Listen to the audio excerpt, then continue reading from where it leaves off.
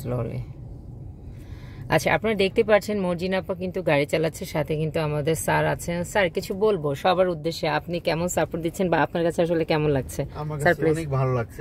এবং আপনি সবার উদ্দেশ্যে কি বলবেন, মানে আপনার মতো যারা ভাইয়ারা আছেন, স্যারেরা আছেন, বাবারা আছেন, তারা আসলে তাদের ওয়াইফ, ডটার বা তাদের হচ্ছে যে বাসার যে যারা থাকে, মেয়ে যারা থাকে, তাদেরকে আসলে সাপোর্ট দেওয়া কতটা জরুরি বা কি মনে করছেন আপনি প্লিজ? এটা আসলে খুবই জরুরি।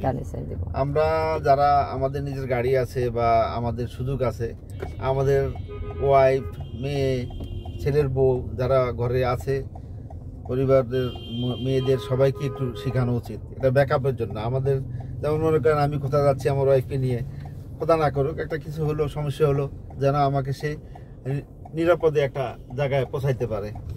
মনে করেন এই জন্য আমরা সবাই আমাদের মেয়েদেরকে, ওয়াইফ যারা যতটুকু সম্ভব এটা শেখানো উচিত, যেহেতু আমার একটা গাড়ি আছে, আমাদের জন্য একটা অপরচুনিটি এটা মেয়েদের জন্য। এবং আমাদের এইচডিসি বাই আর কে সম্পর্কে কি বলবেন, যে এখানে আমরা নারী হ্যাপি আপনাদের সার্ভিস এবং আপনারা যে সেবা দিচ্ছেন, যেভাবে আন্তরিকভাবে আপনারা শেখাচ্ছেন, এটাতে আমি আসলে খুবই হ্যাপি।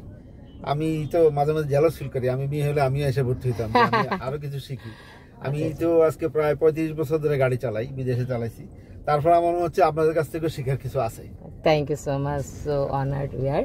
সো আপনি বুঝতে পারছেন যে আসলে স্যার ছিলেন আর সাথে আপা আছেন। আপা, সো আপনার আমাদের স্যার কেমন সাপোর্ট দিচ্ছেন আসলে সেটা বুঝতে পারছি, পেছনে বসে আছে।